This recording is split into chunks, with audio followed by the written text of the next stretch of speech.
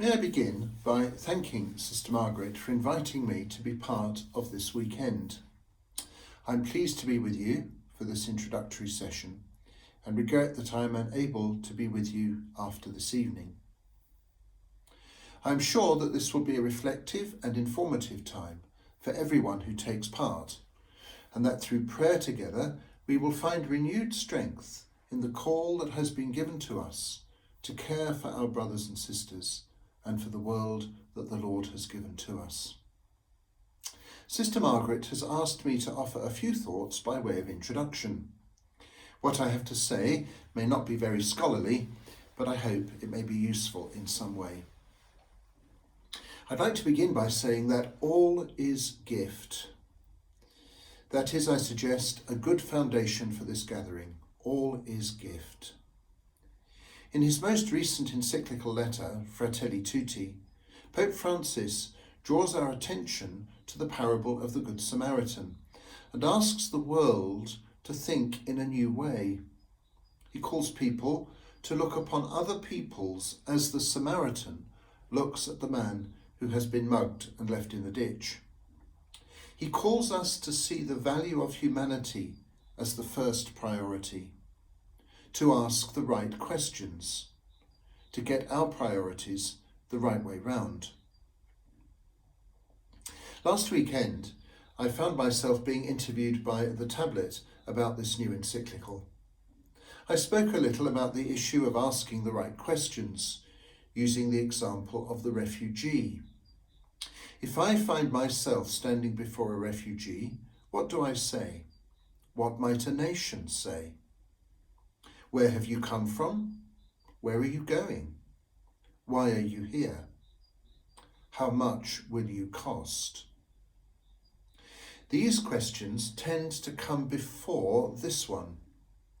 You are a sister, a brother. How can I welcome you as a gift? For me, the same is true of the whole issue of the care of creation. It is a gift. So, what questions do I ask? How much oil is there beneath that hill or under that part of the ocean? What chemicals do I need to use to get a higher yield from this field? What shares will give me the highest yield? What profit can I make from that country or that individual? Or do I ask this? This world around me is a gift. How can I act most responsibly towards that gift? This creature is a gift to the world. How can I make the environment better for its well-being? Knowing that if I address this, my own environment will be the richer. How can I help my brother, my sister to enjoy the dignity that comes with properly recompensed work? All these things are interconnected, and the Church has the most wonderful record of social teaching, going back, at least in our modern era, to Rerum Novarum of Pope Leo XIII. That document, sometimes called the Workers' Charter, addressed the particular problems arising from the industrial age. And so in every age, the Church has addressed the dignity of the human person from conception to natural death, and in an explicit way with Laudato Si, one of the challenges of our present age, our failure to recognise as gift the creation that has been given to us. This is a creation that is of its very nature good, and the scriptures tell us that God, having created it, saw it as such. God saw that it was very good, we find in the book of Genesis. We are invited to rejoice in the goodness of all that is around us, and in the goodness and dignity of the person standing before us. All of this, I suggest, is of a piece, as it were, for all is gift. There is a particular approach that Pope Francis has offered to us. It is not new, but the Church and the world need a reminder, need to rediscover this way. It is the way of listening, of time and of discernment. Now, discernment means something very particular to Pope Francis, for he is a Jesuit. There might be a temptation to think that discernment means simply thinking about something for a bit, but it is so much more than that. Discernment calls us to look at everything in the light of the gospel. This cannot be done quickly. It takes time. In Evangelii Gaudium, the Holy Father called us to a discovery of the Scriptures through Lectio Divina, a gentle, listening encounter that demands time. In Fratelli Tutti, he calls us to listen to our brothers and sisters, to give them time. In Laudato Si, the call is to reflect upon the wonder of creation, to give it time, not to simply use it and throw it away. Pope Francis writes of the gaze of Jesus.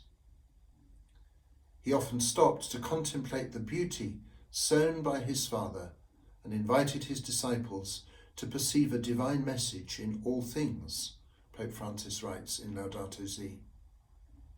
The wonder of creation takes us into the mystery of God.